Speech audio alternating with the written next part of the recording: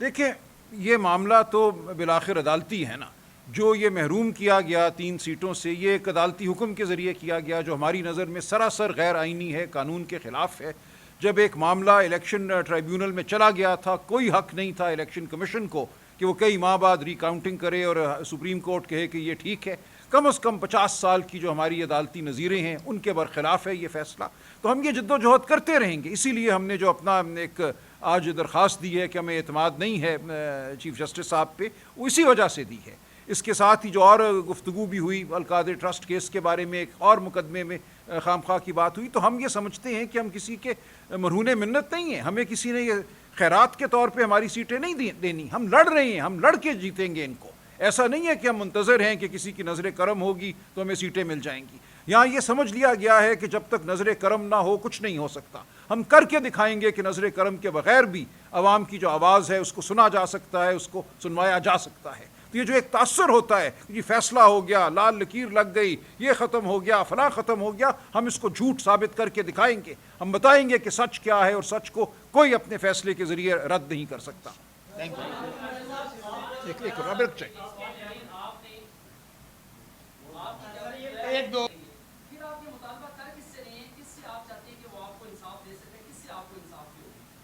دیکھیں عدلیہ کے اندر آپ دیکھتے ہیں کہ بالکل ایک خواہش موجود ہے انصاف کرنے کی. ریزروڈ سیٹس کے معاملے میں یہ بات کھل کے سامنے آئی. ایسا نہیں ہے کہ اس قوم میں کوئی بھی نہیں چاہتا کہ انصاف ہو. پاکستان کی عوام انصاف چاہتی ہے. اداروں کے اندر بھی ہم سمجھتے ہیں لوگ انصاف چاہتے ہیں. عدلیہ کے اندر لوگ انصاف چاہتے ہیں. لہٰذا ہم ضمیر جھنجھوڑتے رہیں گے ہر انصاف پسند کا، اور ہمیں یقین ہے کہ بالآخر انصاف کی فتح ہوگی. ہم نے کسی سے انصاف جو ہے سوغات کے طور پہ نہیں لینا.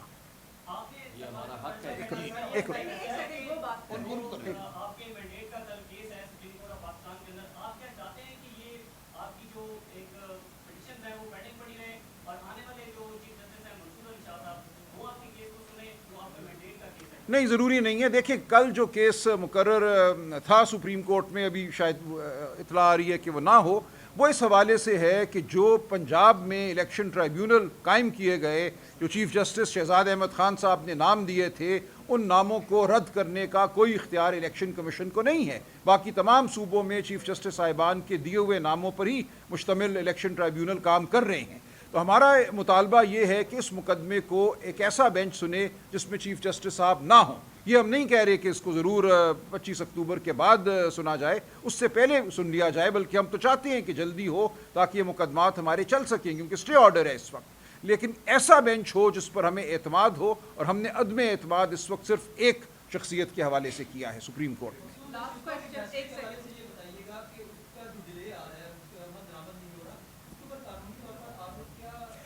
دیکھیں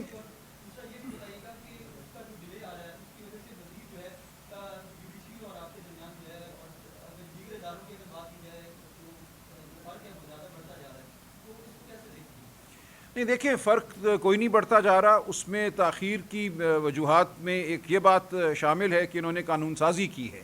انہوں نے الیکشن ایکٹ 2017 میں ترمیم کر کے جو سپریم کورٹ کا مخصوص نشستوں کا فیصلہ ہے اکثریت کا، اس کو رد کرنے کی کوشش کی ہے. اس کے خلاف ہم سپریم کورٹ میں پٹیشن دائر کر چکے ہیں.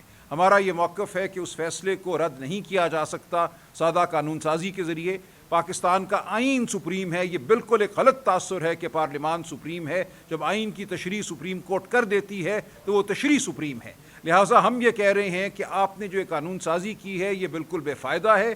مخصوص نشستیں ہمارا حق ہے، وہ حق ہمیں سپریم کورٹ دے چکی ہے اور وہ ہم لے کر رہیں گے. اس لیے کوئی ہمارے اور سپریم کورٹ کے درمیان فاصلہ نہیں ہے. ہم پھر سپریم کورٹ کے سامنے کھڑے ہیں اس غیر آئینی قانون سازی کو رد کرانے کے لیے. تو انشاءاللہ یہ معاملہ آگے بڑھے گا. اس میں کچھ تاخیر ہے لیکن عوام کو حق ضرور ملے گا.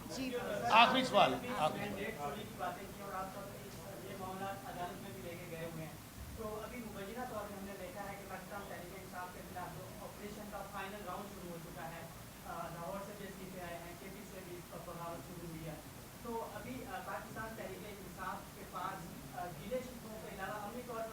یہ دیکھیں یہ ویسے میں کہہ دوں یہ خام خیالی ہے لوگوں کی کہ پارٹی کے اندر کوئی تفرقے ہیں. ایسی کوئی بات نہیں ہے. دیکھیں پارٹیوں کے اندر گفتگو ہوتی رہتی ہے. پارٹی بالکل متحد ہے ایک نظریے کے ارد گرد، پارٹی متحد ہے عمران خان صاحب کی قیادت کے پیچھے، لہٰذا یہ تمام چھوٹی باتیں ہیں، کون آیا کون گیا، اس سے کوئی فرق نہیں پڑتا۔ اس سے بہت زیادہ بڑے استعفے 8 فروری سے پہلے ہو چکے تھے، لیکن عوام نے ووٹ دیا اور ان تمام استعفوں کو رد کیا، ان کی کوئی اہمیت نہیں ہے۔